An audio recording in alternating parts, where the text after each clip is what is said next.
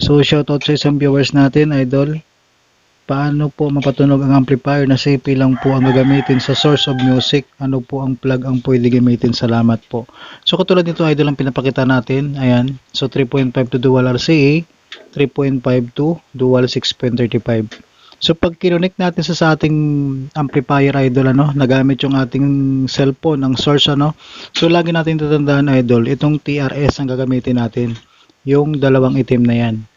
So mapa cellphone man ito, idol, or TV output or headset ng TV natin papunta sa ating amplifier, itong gagamitin natin na connector, itong 3.5, ayan, at saka dual RCA, So dahil yung ating amplifier RCA input, so kung halimbawa gagamit tayo dito, dito tayo mag-input sa selector A, ito yung 3.5 na to, na dalawang itim or TRS, ito yung i-output natin sa ating TV, cellphone, laptop.